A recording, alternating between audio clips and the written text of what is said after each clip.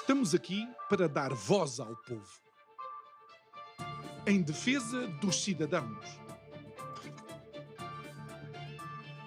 pela dignidade humana.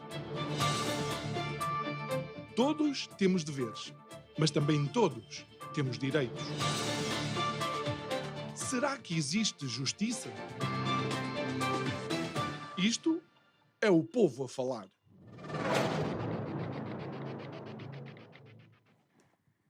Olá, muito boa noite e bem-vindo a mais um Isto é o Povo a Falar. Como sabe, o nosso programa é emissão sempre em simultâneo Curiacos TV e Rádio Vida 97.1. E à data que estamos a gravar este programa, na realidade um amigo do programa, um amigo meu, um amigo da produção, um amigo do canal e um amigo do nosso convidado de hoje está a ser, de alguma forma, colocado a descansar naquilo que desejamos nós que seja a morada eterna, obviamente, do seu corpo, mas o seu espírito viverá para sempre connosco. Estou a falar do Luís de Castro, que foi o convidado que encerrou a semana passada com o programa de sexta-feira.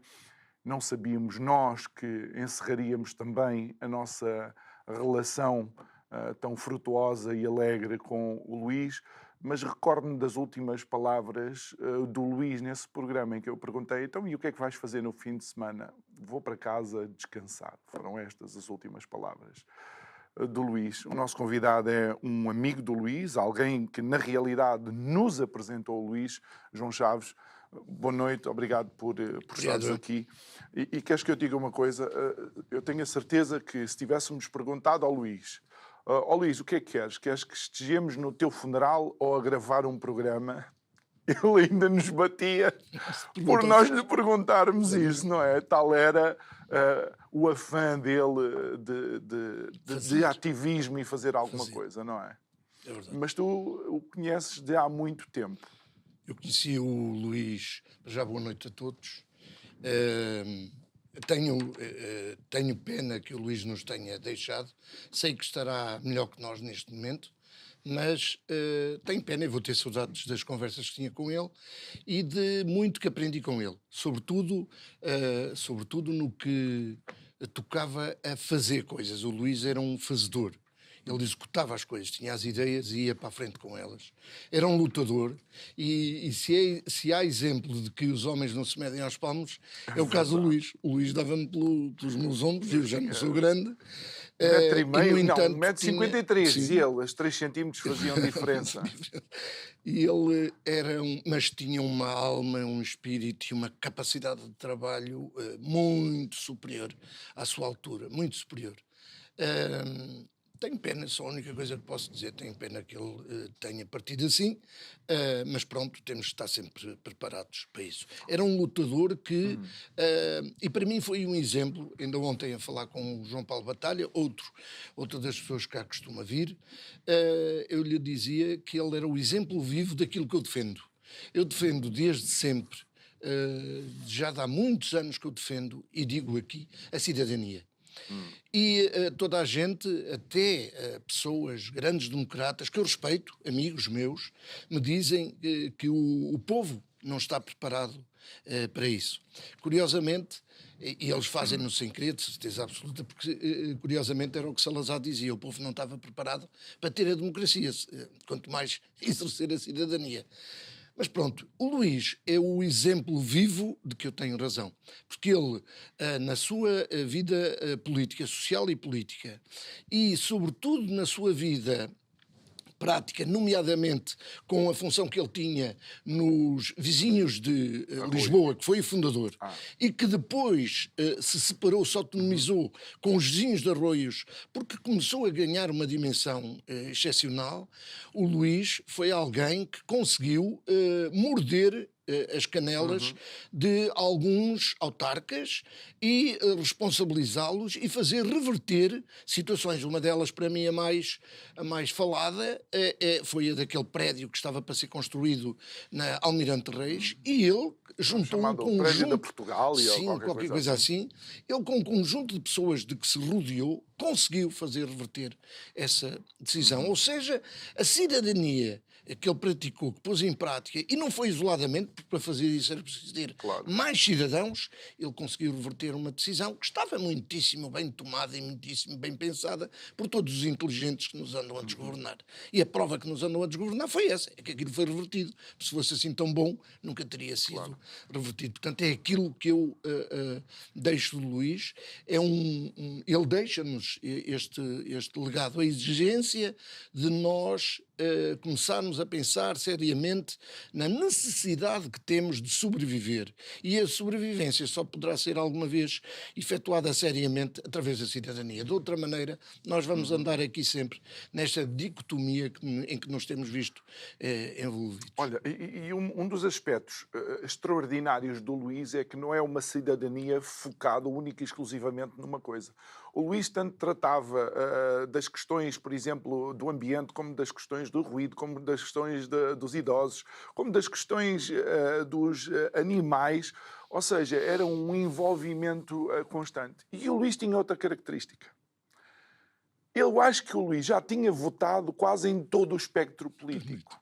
E é uma coisa que me surpreendeu quando eu soube isto. Porque isto significa que o Luís olha para as propostas políticas e não quer saber se é esquerda ou direita, ele entende o que é necessário para a população. Sim. E mais uma vez, por cidadania. Eu costumo dizer em ar de brincadeira, os buracos que existem na estrada, tanto me faz que sejam tapados pelos da direita como pelos da esquerda. É preciso tapá-los. O problema é quando, em vez de os tapar, ainda abrem maiores buracos, e é aquilo que infelizmente tem acontecido. Com as devidas proporções, como é óbvio, o Luís era um lutador pela liberdade. E faleceu muito próximo de um outro lutador pela liberdade, totalmente diferente e discutível em muitos aspectos, não interessa, mas que foi o Alexei Navalny, que também nos deixou porque o mandaram suicidar. E, portanto, ele, lutador, acreditava tanto na liberdade que se entregou, acreditando ele que certamente a razão viria a prevalecer.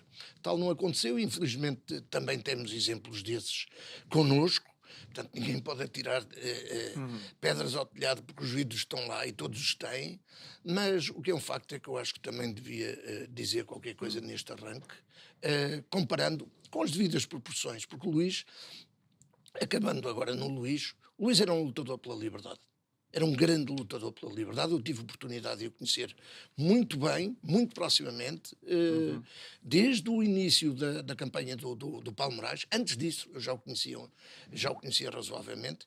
E ele, aquele baixinho, foi homem para ir ajudar o povo, eu agora não me recordo o nome, mas um povo, salvo erro, no Tibete, que teve grandes problemas e que ainda hoje é seriamente perseguido, fortemente perseguido. E ele esteve lá na fronteira sujeito a levar um tiro. Quer dizer, aquele homenzinho, o meia-leca, não tinha medo nenhum de nada e ia para a frente quando acreditava numa coisa. Para mim é um exemplo, obviamente. Muito bem. Mais uma vez, em teu nome não é necessário, tu próprio já entregaste, mas em nome de toda a produção do Isto é o Povo a Falar, de todo o canal da Curiacos TV, fica os nossos mais sentidos pêsames a toda a família do Luís de Castro. E olha, o nosso pequeno consolo é que cada vez que aquele pequeno grande homem esteve sentado aqui à mesa connosco, nós pudemos imortalizar a sua voz, os seus movimentos e o seu sorriso. Uma vez mais, os nossos pêsames. Passando então para a nossa atualidade. João, vamos até à Madeira, porque eu ainda não tive a oportunidade de falar contigo sobre aquilo que aconteceu na Madeira. Vamos primeiro ao acontecimento em si, se achas que foi surpreendente encontrarem, digamos, um alegado circuito de corrupção na Madeira, e depois já veremos se a decisão que um juiz tomou em libertar todos os suspeitos foi bem tomada ou não. A primeira questão, surpreendeu-te só agora é que se descobrir alegadamente alguma coisa? Eu sempre lutei, desde que me conheço, e depois de ter conhecido o Paulo Moraes, então ainda muito mais, sempre lutei contra a corrupção. E cada vez sei mais que é muito difícil lutar contra a corrupção, dado o tipo de legislação que nós temos. A mim já nada me surpreende. Tu falaste na Madeira, mas Portugal está em polvorosa. Felizmente conseguiram pôr tudo em polvorosa ao mesmo tempo. Foi os Açores, foi a Madeira e o continente. Que era para ninguém ficar com inveja uns dos outros, conseguiram armar aqui um circo de tal maneira que é difícil nós não pararmos de rir um bocado, se isto não fosse muito sério. Eu acho que Portugal está a atravessar neste momento a pior fase desde o 25 de Abril. A fase mais perigosa, e penso que andamos todos aqui deliciosamente a sorrir, a pensar que isto é uma brincadeira, e não é brincadeira absolutamente nenhuma. Isto é uma brincadeira que nos pode sair muito cara. O que na Madeira aconteceu, na minha opinião, é uma coisa que eu já tenho referido há muito tempo, que eu disse aqui neste programa. O principal problema, ou o problema de Portugal, está na justiça, ou na falta dela. Até já me ia fugir a palavra para a injustiça. Exatamente. Como se há de resolver, não sei. Não sei, porque não tenho. Aliás, era uma coisa que eu gostava de dizer. Neste momento, eu costumo dizer que venho aqui como mero cidadão. Eu sou um cidadão. E o cidadão que habitualmente fala no café. Aquelas conversas corriqueiras de café, é aquilo que eu aqui venho dizer, são conversas corriqueiras de café. E eu tenho ouvido imensa gente sempre a dizer que estas conversas de café e tal vêm para aqui fazer comentários de café e tal. É curioso que um simples cidadão, com uma quarta classe mal tirada, e venho para aqui falar de conversas de café, e depois os eloquentes políticos desta nossa terra, nos debates que eu vi, acho que foram abaixo de conversas de café. Boa. Portanto, eu neste momento sinto-me um senhor. Estou a falar como um senhor, porque sou um senhor cidadão. E mais uma vez, aproveito para dizer, será que é a altura de começarem a deixar a cidadania aparecer? Será que é a altura de, se pelo menos não pudermos ter uma participação direta, pelo menos nos deixam dar o passo seguinte para a democracia participativa que está prevista na nossa Constituição, embora eu próprio reconheça que a Constituição é o melhor livro de ficção alguma vez escrito em Portugal. Eles aumentaram, inclusive, o número de assinaturas para uma petição, que é para podemos participar mais facilmente. Sim, tudo isto é uma maneira de começarem a pensar e de começarem a refletir sobre, porque indo atrás, como alguns dizem, isto é impossível, o povo não está preparado. Ora bem, o povo não estava preparado para votar pós 25 de Abril. É que me lembro, não houve nenhum que tivesse ido a um curso ou uma faculdade fazer o curso de votanço e para se prepararem.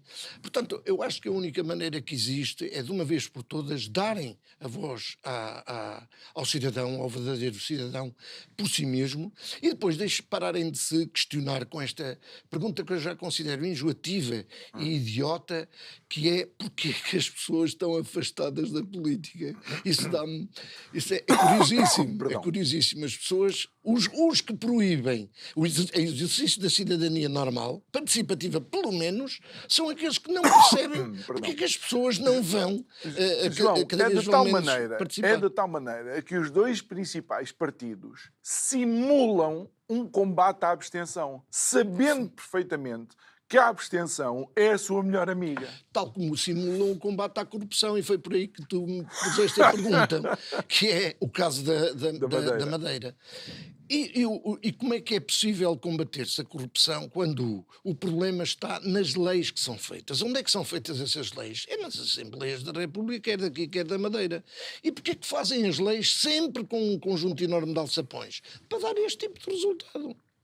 E uma coisa que eu digo há muito tempo é: uma coisa é exercer-se justiça, outra coisa é exercer-se a capacidade de seguir a legislação em vigor. Legislação essa que é feita por grandes escritórios de advogados que, muitíssimo inteligentemente, até para vender depois um know-how, deixam alçapões enormes que só eles é que conhecem e que permite depois assistirmos a isto, que é um juiz diz A e o outro diz Z, não é B, é Z, é o seu oposto. Portanto, enquanto nós não voltarmos a sentir necessidade de todas as decisões que são tomadas serem perfeita procura da justiça e não na perfeita procura da legalidade, entre aspas, nós vamos sempre assistir a este tipo de cenários. Acho interessante tu menciones isto dos advogados, só para recordar aquilo que já foi dito aqui por vários dos nossos convidados. Não, o advogado não pode ter uma agência imobiliária, mas pode ser deputado. Sim. Portanto, é uma coisa absolutamente inaudita e fantástica. A outra pergunta que eu te fazia é porque a Madeira sempre foi um feudo, não só do PSD, pronto, tal como os Açores era do PS, mas acima de tudo teve décadas e décadas sempre com a mesma cara. Estou a falar de Alberto João Jardim. E realmente este tipo de prolongar da mesma pessoa no poder é a semente para estes esquemas de alegada corrupção. Mas isso é fruto de todas as decisões que foram tomadas ao longo, desde o 25 de Abril até hoje. E quer queiramos, quer não, aquilo que se tem verificado, seja de que partido for, e eu não recuso aquilo que sempre disse aqui, nomeadamente aos meus partidos, a diferença entre o PSD e o PS é o D. Eu disse-o várias vezes, embora vá daqui a uns minutos dizer uma coisa que se calhar não vais gostar, mas a diferença entre o PSD, eu continuo a acreditar que entre eles é o D, mas ao menos que permitam alternância, já que não deixam o povo participar verdadeiramente, já que não deixam o povo sentir-se envolvido na decisão, porque o povo não toma decisões, porquê? Porque ninguém sabe a verdade. É porque eles não deixam os donos da nação participar na construção. Não deixam. Não, aí não estás a ser correto. Eles deixam-nos votar, que é um favor enorme que eles fazem a todos nós.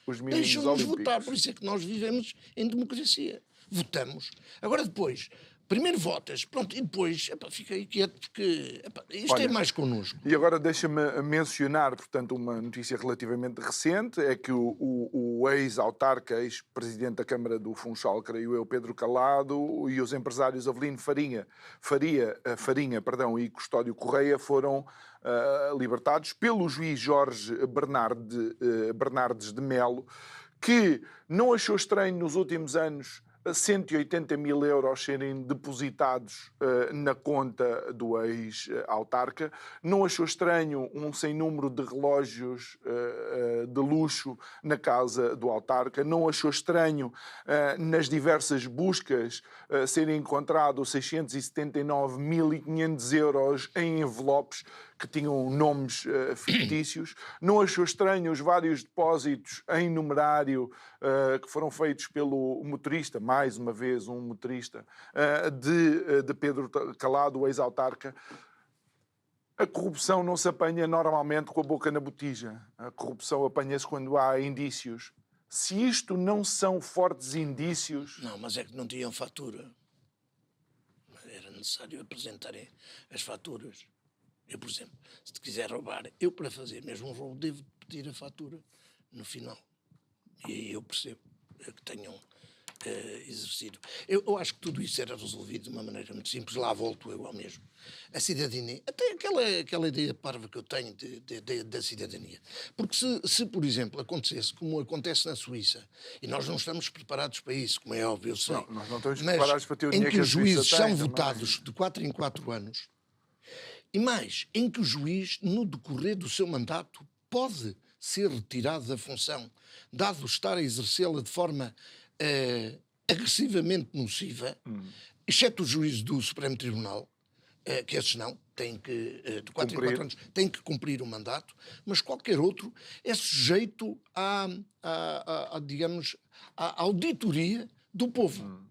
E quem fala nisso fala noutras coisas. Eu acho que tudo isso era resolvido.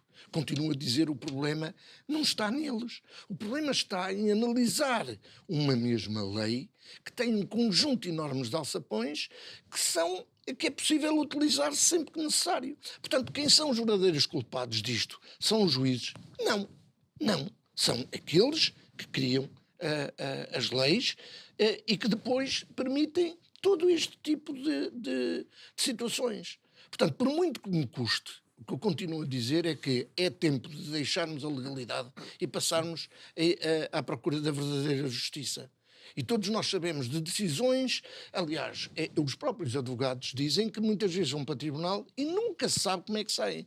Ora, eu acho que alguém que esteja, de facto, de boa fé e que saiba aquilo que faz, deve ter a noção exata de que, não, eu vou lá e vou ser liberto, ou vou ser preso. Não, é uma roleta, é tipo o jogo da roleta russa. Tanto dá para sim como não, se for o A. Eu já ouvi na televisão uma coisa que é: os juízes têm tendência para decidir conforme o seu próprio espírito político ou partidário, embora não tenham partidos, mas a sua tendência política. Ora, quer dizer, eu acho que quando isto se diz assim na televisão, sem haver qualquer pessoa a contestá-lo, é porque o rei vai nu. Olha, e não achas que agora, com o facto deste juiz ter determinado a libertação destes indiciados, destes alegados suspeitos,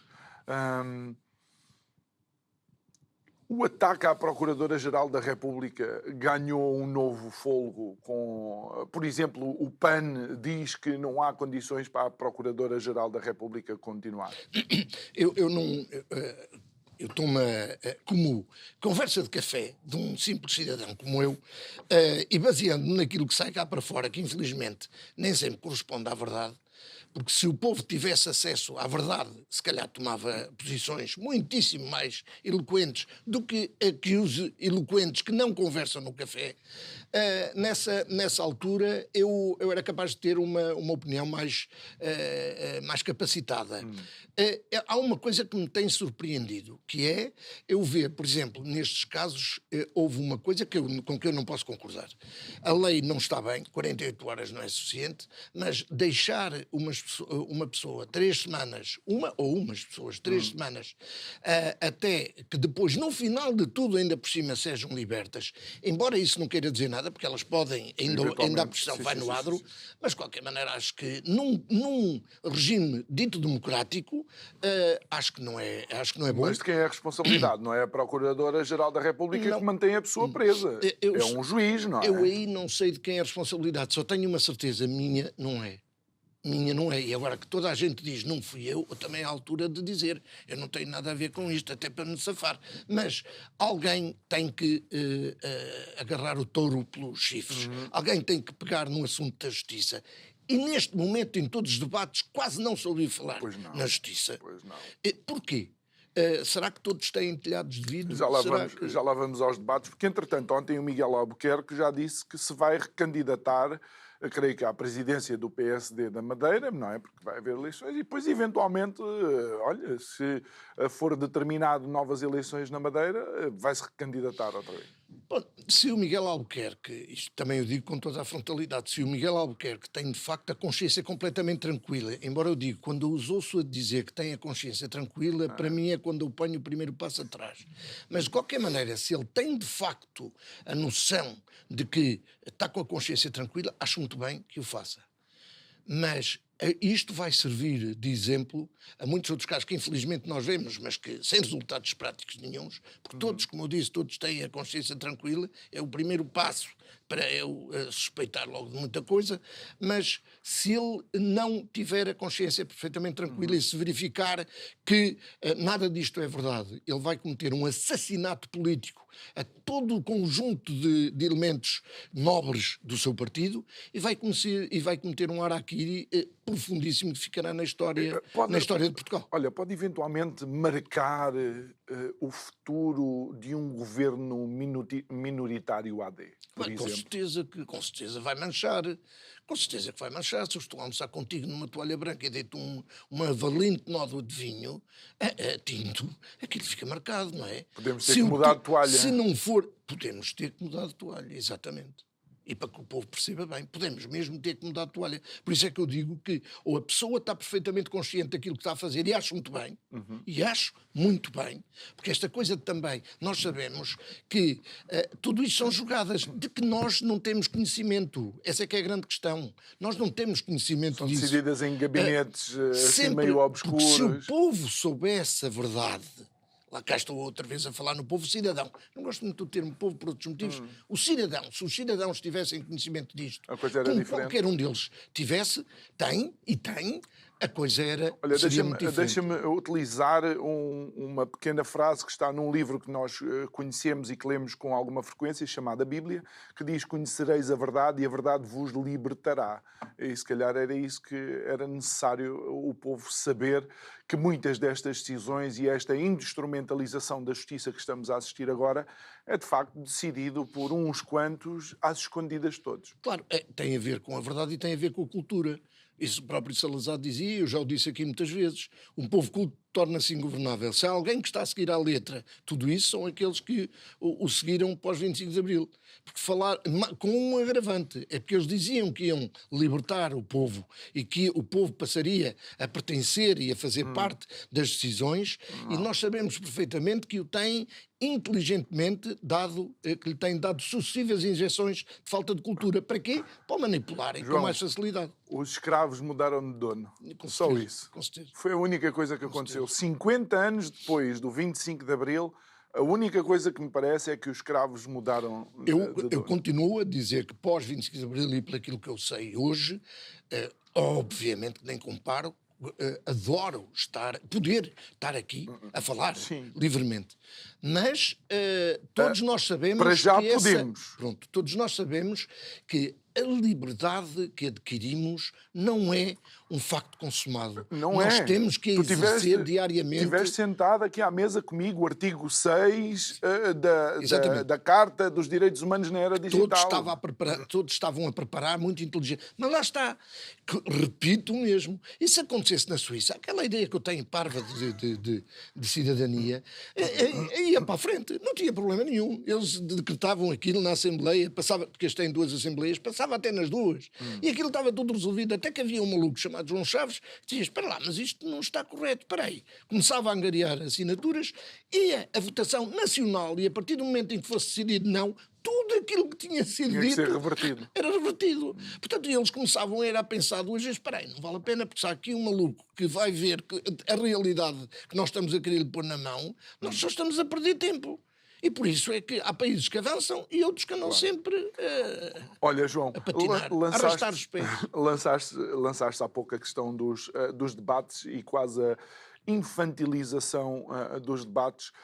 E ontem houve o debate Pedro Nuno Santos ontem, sim, porque nós estamos a gravar isto no dia a seguir, entre Pedro Nuno Santos e Luís Montenegro.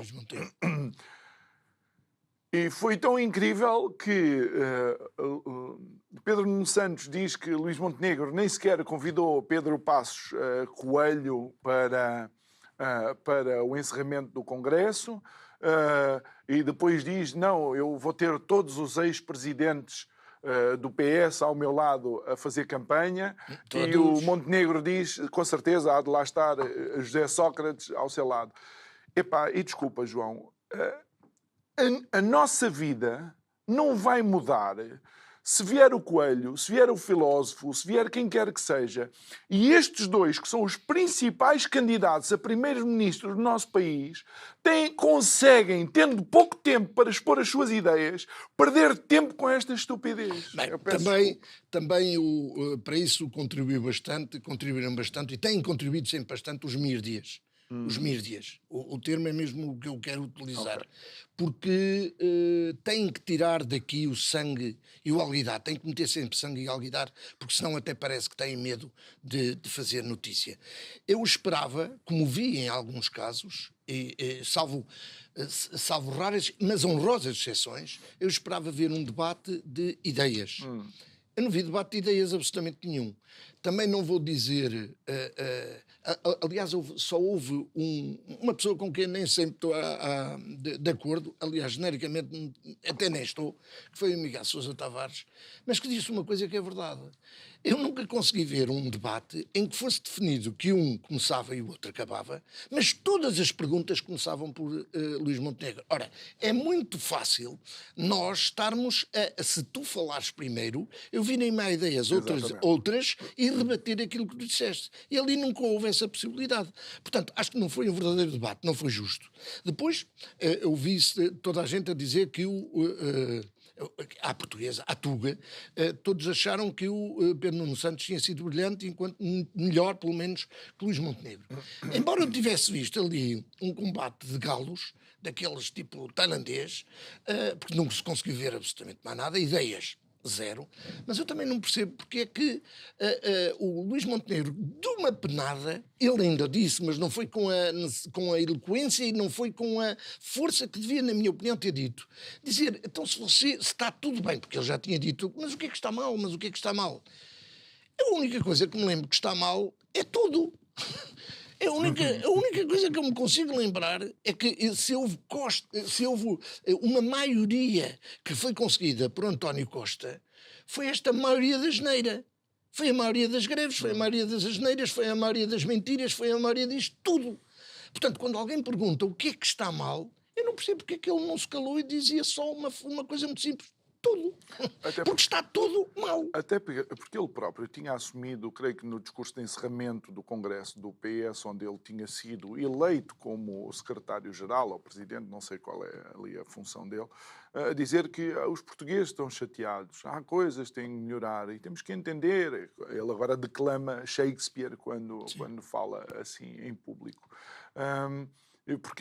E depois não tem a capacidade de o assumir num debate com outro adversário. Nem isso, nem nada mais, porque nós estamos a assistir neste momento a uma coisa que, para mim, não é vantajosa, antes pelo contrário, que é a subida de um partido chamado Chega. E eu não vou refutar ideias de nada de especial. A única coisa que eu digo é que eu gostava, por exemplo, quando eu falar do Chega, ou se alguém me perguntasse se concordo ou não com o Chega, eu gostava de responder de qual programa do Chega, porque o Chega já teve 3 ou 4 programas.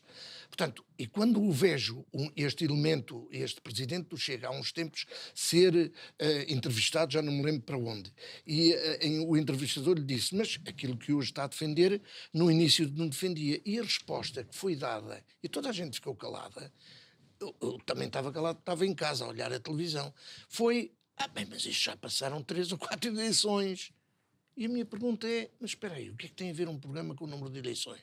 Então agora vou atualizando o programa conforme as eleições? Eu posso reverter algum aspecto que esteja errado, não sei o quê, não é óbvio. Mas eu tenho que o explicar, muito bem explicadinho. Porque daqui a bocado vais ter que dar explicações. Mas porquê é que eu falo nisto? Falo porque quem criou esta batata quente e agora está com ela na mão, não tenho dúvida nenhuma que foi o PS, que tentou dividir isto em blocos, que eu acho o maior erro de sempre.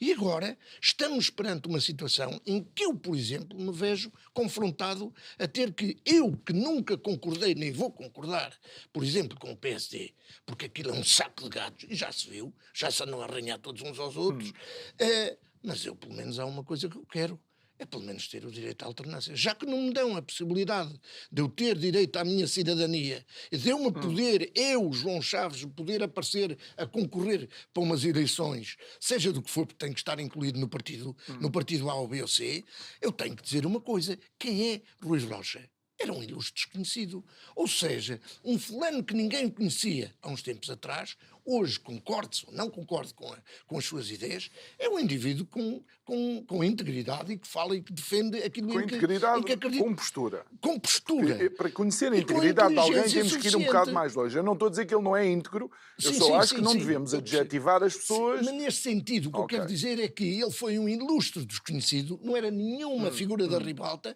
que apareceu a defender as suas ideias. Acho muito bem, isto é que é cidadania. Ok, mas então vamos lá. João, e porque somos amigos, podemos conversar independentemente das câmaras e os microfones estarem ligados. Nós temos tido alternância. Não tem havido outra coisa em Portugal a não ser a alternância. A alternância tem sido entre os mesmos. Sim. Não é? Sim. Então, se foram os mesmos que nos fizeram chegar até aqui, claro, uns com mais responsabilidade do que outros, porque creio que nos últimos 28 anos o PS governou 21 para aí, não tenho a certeza absoluta. Portanto, tem havido esta alternância. E, João, recordo-me perfeitamente de te ter sentado no outro estúdio ainda, no Estúdio 7, e tu dizes, votem, olhar para a Câmara, votem. Sim. Votem num partido desconhecido, votem nos pequenos, enfraqueçam os partidos grandes. E repito isso, só que neste momento, e mais uma vez, isto é o legado, se há legado que o António Costa nos deixou, foi esta enormíssima asneira de nos pôr perante uma dicotomia de 2 blocos. E são 2 blocos de pedra. Eu sinto-me esmagado por ambos, mas eu tenho que tomar uma decisão. Se o António Costa não tivesse feito aquela brilhante asneira de há uns anos atrás, socorresse uma coisa que é legal, lá estamos nós com a legalidade. É legal, porque de facto quem é que ganhou? Foi a esquerda. Mas nunca tinha sido posto em causa isso. Sempre tinha sido posto que quem ganhava era o partido mais votado. Ele aceitou, mas foi o PCP... Foi o PCP que deu a ideia. Mas ele criou... Está bem, mas tu podes-me dar ideias, eu não concordo, não as faço. E ele, se não concordava, não as fazia. Agora, o António Costa foi, desde o início, aquilo que eu aqui disse várias vezes. Foi um péssimo presidente de uma associação de estudantes. E continua a gerir este país como se fosse de uma lista da associação. Mas nada, é a única preocupação que ele tinha. E continuo a dizer que neste momento aquilo que se viveu com António Costa foi, na minha opinião, uma fraude, porque ele há muito tempo queria sair do governo. Queria arranjar uma forma airosa de sair, porque ele sabe a batata quente que está a deixar. O país está mesmo mal. O país nunca teve como está a nível de saúde. Nem dá para... Eu quando ontem eu via Pedro Nuno Santos, eu dizia, ou ele não posso classificá-lo, ou então está a fazer de mim aquilo que eu não quero classificar nele. E tenham lá santa paciência. O problema que se está a passar na saúde foi criado por ele. O problema que se está a passar com os polícias, eu não concordo minimamente com esta greve dos polícias. Mas quem é que os encurralou completamente contra a parede?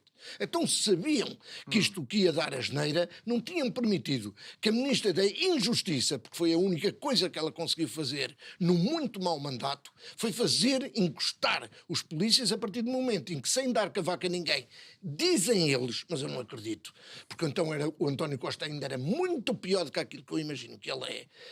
Ela não deu cavaco a ninguém e deu um subsídio à judiciária. Ora, eu acho muito bem que o tenha dado, porque era mais que merecido. Mas ela devia saber que, independentemente de ser ela a que tinha a batuta daquela polícia, ela tinha que saber que havia mais polícias que necessitavam igualmente desse mesmo subsídio.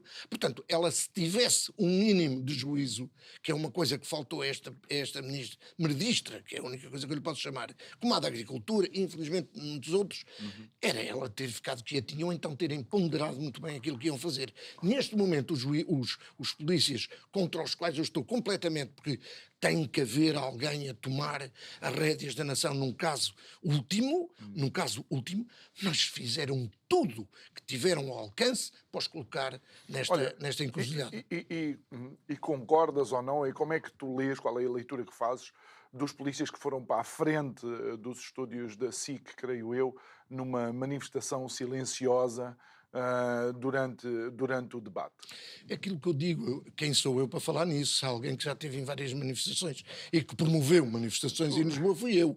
Tu foste uma vez a correr para uma quando o Sócrates ia ser entrevistado, não é? Já não me lembro. Eu já tive em várias...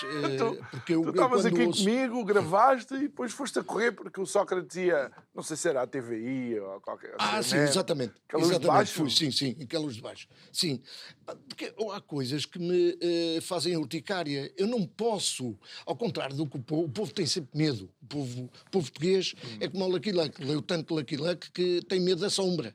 Ele corre e começa a ver alguém atrás, foge ainda mais, mas depois nem pensa que é a sombra dele. Eu não tenho medo de nada disso. Eu tenho defendo a liberdade de expressão, defendo a total liberdade de expressão, com responsabilidade, como é óbvio, mas não me venham cá agora com histórias. Isto da manifestação, eu, como disse, é da polícia, eu não posso concordar com ela, porque tem que haver alguém, é a mesma coisa que nós irmos para uma guerra, e eu sou o mais possível contra a guerra, mas entrar em guerra com Portugal eu serei. Aliás, eu ofereci-me para ir para a Ucrânia.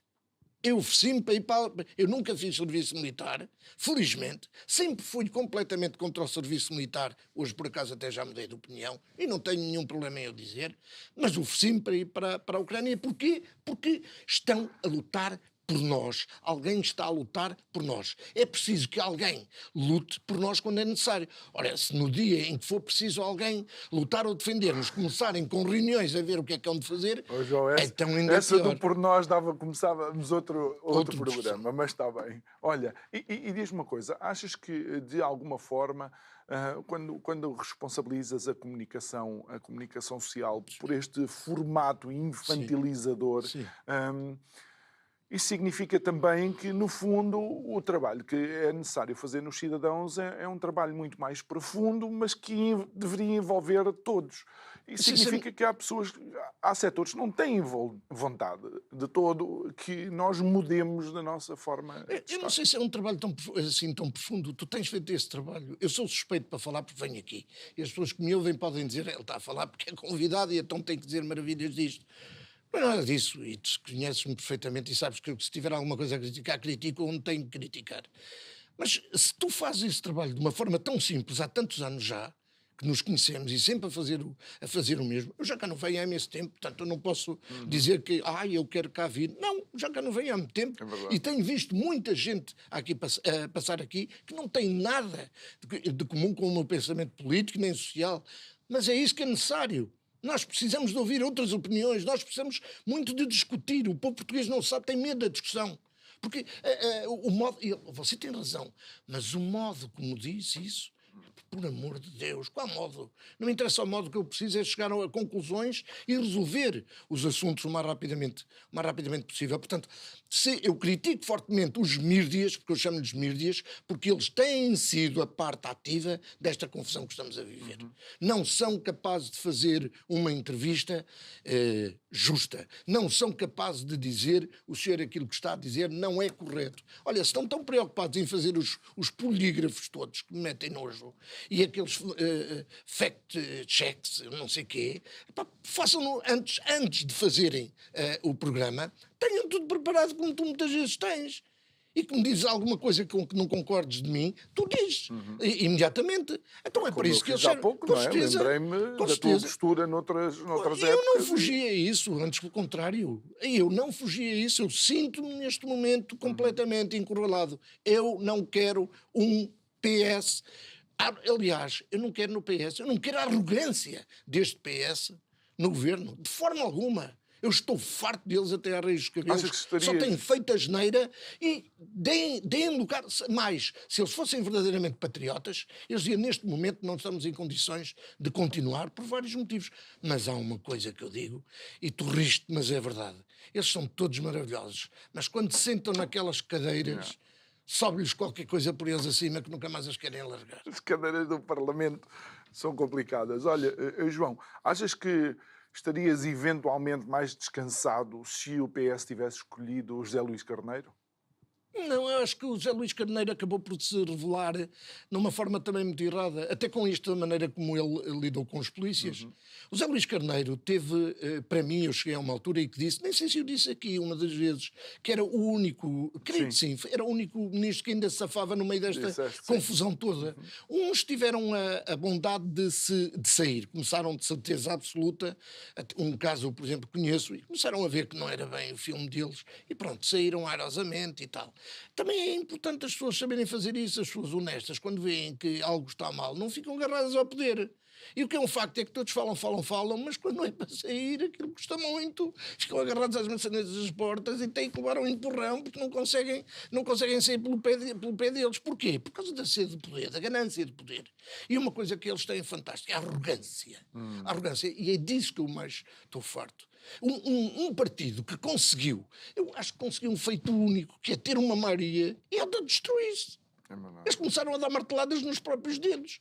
E quer não, quer a todos. Uma maioria absolutamente surpreendente. Certo. E Não é? depois fizeram este lindo trabalho. Mas quem é que os fez? Alguém os empurrou? Ok. Não, Olha, eles João, começaram a criar os seus próprios problemas. E porque eu preciso também de controlar esse teu ânimo, quero falar de um personagem que, mais uma vez, à data que estamos a gravar, não tenho visto ultimamente, que é Marcelo Rebelo de Sousa.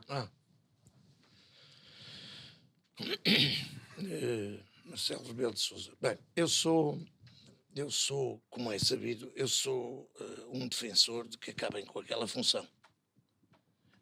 Eu, para fazer este tipo de figuras, eu acho que não preciso lá de ninguém. E infelizmente não é o único. Eu preferia de longe ver a função de Presidente da República substituída por um Conselho de Cidadãos, lá estou eu, até porque eu acho que... Lá estás tu no Conselho? No Conselho lá de estás tu a Cidadãos, falar do Conselho. do Conselho de Cidadãos, mais uma cópia, que Mas aliás, eles não têm curiosamente, aquilo nós já vivemos. Conselho de Estado, não é? Não é qualquer coisa assim. Mas isso Pronto, é um está bem. Isso é um Já vivemos sim, é um Já conselho. percebi. Há lá um conselho de uma coisa. Certo. O que é curioso, e eu não sabia sobre há pouco tempo, falta de cultura, lá está. Conversa de café. Que a conversa de café não dá possibilidade de termos assim tanta cultura como eles, graças a Deus, safa-nos, depois não fazemos tantas asneiras. Mas a Assembleia da República tem 2 hemiciclos, o maior e outro mais pequeno, porque o outro era onde existia um outro conselho. Salvo erro, na altura era preenchido por todas as classes de indústria, comércio, etc. Escolhidos. Eu também defendo que eram escolhidos, mas não era dessa maneira, não era para obter aqueles resultados. Portanto, se calhar era bom acabar com a figura do Presidente da República, não me faz falta absolutamente nenhuma, e muito menos a fazer estas figuras que tem feito, e a criar o Presidente da República conseguiu criar imensos problemas. Na minha opinião, ele que me desculpe, ele não me deve ouvir, mas se ouvir, pense, medite bem naquilo que faz, porque as mixeroquices, as cuscovilhices e tudo dão sempre resultados muito maus, muito negativos. E uma coisa é ter, ter sentido de Estado, outra coisa é sentir o Estado a que isto chegou, que é muito, muito diferente. Mas não achas que, de facto, este seria eventualmente um momento... E não digo ele aparecer como uma figura salvática, não é? Porque, de facto, ele também está manchado com o caso do filho. Mas Sou doutor, não é o filho, eu sou doutor. Sou doutor. Sim, porque o Primeiro-Ministro não tem amigos e, pelos vistos, o Presidente da República também não tem filhos. Mas não seria, de facto, necessário, digamos, alguma palavra que é para mitigar esta instabilidade que se vive? Eu acho que quando uma pessoa sabe que de antemão vai tender a dizer asneira, mas vai estar calado. Portanto, eu até que posso concordar com este silêncio neste momento. É pena que não tenha havido esse silêncio já muito mais vezes e não se resguardasse para muitas outras coisas. Eu acho que o problema da política, eu repito, e já disse isto aqui também já há bastante tempo, nós estamos com uma política futebolizada. Nós estamos com a justiça politizada, ou numa tentativa de judicialização da política, mas o mais grave disso tudo é que tudo isto está num imenso campo de futebol, em que há 2 equipes e que nós não conseguimos ver as qualidades da outra equipa, que não é um clube diferente, portanto tudo está errado. E nesse aspecto o Presidente da República acho que de forma muito pouco sagaz, e há quem diga que ele é muito inteligente, mas eu, como também não sou muito esperto, também não consigo lá chegar e analisar isso. Mas isso, se calhar, é falha minha, com toda a certeza, porque ele será de veras inteligente e eloquente. Mas, para fazer o que tem feito, eu ponho as minhas dúvidas e prefiro resguardar na minha 4ª classe mal feita. E, João, em 30 segundos, a importância do que vai acontecer dia 10? É fundamental. E as pessoas deviam ir votar. Eu vou votar no PSD porque me sinto esmagado entre 2 blocos. Esmagado completamente. Não concordo minimamente, mas há uma coisa que eu não quero. Não sei por onde hei de ir, já o disse. Não sei por onde hei de ir. Tenho uma certeza. Não é por aqui que eu vou por este caminho que me tem interessado. Não é. E o povo português que vá votar. Porque é das alturas, a seguir ao 25 de Abril, penso que é das alturas mais importantes para ele exercer a sua cidadania. Muito bem. João Chaves, muito obrigado por ter estado aqui connosco em mais um Eu Isto é o Povo a Falar. Muito obrigado a si que nos acompanhou em mais este programa. Nós, obviamente, queremos nos despedir deixando mais uma vez uma palavra de apreço ao Luís Castro por nos ter dedicado estes anos da sua vida, por nos ter acompanhado em cada programa que esteve aqui connosco. Desejamos que ele possa descansar em paz e olha, até qualquer dia, Luís.